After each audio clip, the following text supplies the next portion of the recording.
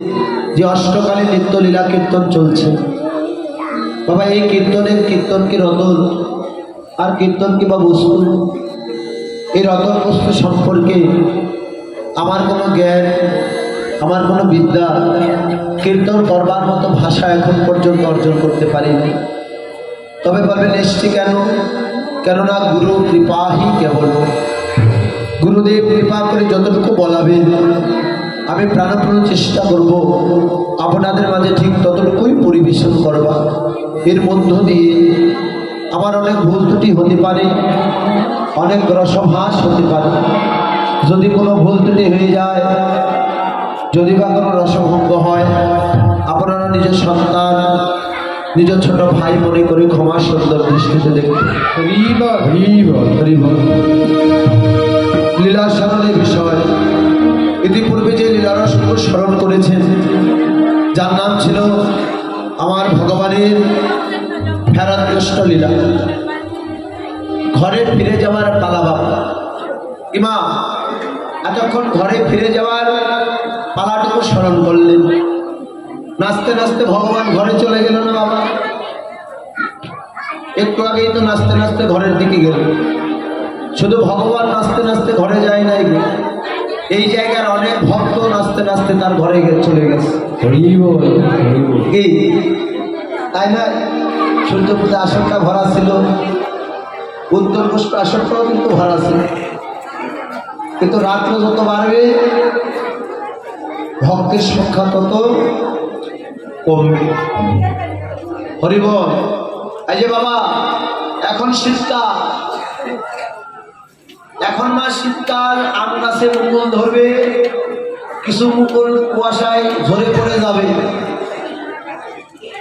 আবার কিছু মুকুল গুটি থাকতে ঝরে পড়ে যাবে ঝড় বাতাসে। তারপরে সেই ওই গুটি আম থেকে যখন বড় আকারের আম ধারণ করবে, তখন ওই আম আবার কেউ কেউ ঢিল মেরে পেরে নিয়ে যাবে। কিন্তু বাবা, যেই আমের প্রতি গোবিন্দের কৃপা হয়, সেই আমটাই কেবল ওই পরিপূর্ণ পক্বতা লাভ করে গোবিন্দের চরণ সেবায় পর্যন্ত আসে। হরিবল। মা, এই আসরেও যারা যারা এসেছে, অনেকের মনে হঠাৎ করে কুয়াশার জন্ম নেবে। কুয়াশা মানে কি? কু আশা, মানে ঘরে গেলে ভালো বিছানা পাবে, সবার একটা ভালো ব্যবস্থা হয়ে যাবে, গিন্নি রান্না করে বসে আছে কখন আসবে, আর আদর করে সেবা দেবে, তারপর সেই সেবা গ্রহণ করে সোজা শটান হয়ে শুয়ে পড়বে। এই যে মনের যে কুয়াশা, এই কুয়াশা তাদের অন্তরে জেগে যাবে, তারা আর বসে থাকবে। স্বয়ং ভগবানও এসে যদি নৃত্য করে, ভগবানের টাইম নেই, ওর রাস্তায় হয় ঠিকই চলে যায়, তাই নয় বাবা? আবার কিছু মানুষ ওই ঢিল ছোড়াছুরি হয়ে যাবে, একটু পরে দেখবে, একটু পরে ঢিল ছোড়াছুরি হবে। এক দিদি চলে যাবে, আরেক দিদির আসল ধরে টানবে, দিদি চল যাই, আর ভালো লাগে না রে। এই এক পেশা সকাল থেকে শুনছি, ওই চলে যাবে, গেটের ওখানে দাঁড়ায় বলবে, দিদি গেলাম, যাবি নাকি? পরে কিন্তু লোক পাবি না, যাক বা না যাক, ঢিলটা তো ছুটতে কোনো বাধা নাই না। অনেকে ঢিল লাগবে, যারটা লাগবে সে উঠে চলে যাবে, আবার যারটা লাগবে না সে কিন্তু যাবে না। আর যে যায় না সেই কেবল আমার গোবিন্দের স্মরণ করতে পর্যন্ত আসে। হরিবল হরিবল হরিবল। লীলা স্মরণের বিষয় এখনকার যে আমাদের গীতব্য বিষয়, শ্রীমতী রাধারানীর রূপ অনুরাগ লীলা। যে রূপটা দেখেছিল শ্রী যমুনার তটে, এহেন রূপ দর্শন করে আজকে নিজের ঘরে এসে তার সখী ললিতার কণ্ঠকানে জড়ায় ধরে সেই রূপের কথা সখীদের সঙ্গে বলল। সর্বপ্রথমে ছিলাম নদিয়ার মাঝে, গৌরাঙ্গ লীলা স্মরণ রেখে তারপরে বৃন্দাবনে গিয়ে বৃন্দাবন লীলা স্মরণ করল। চলো যাই নিতাই চাঁদ গৌরচাঁদে ধুলি দিয়ে সিধা নদিয়ায় গৌরাঙ্গ লীলাটা স্মরণ করে আসি। হরিবল। জয় জয় শ্রী গৌর সীতারাম দেবানন্দে।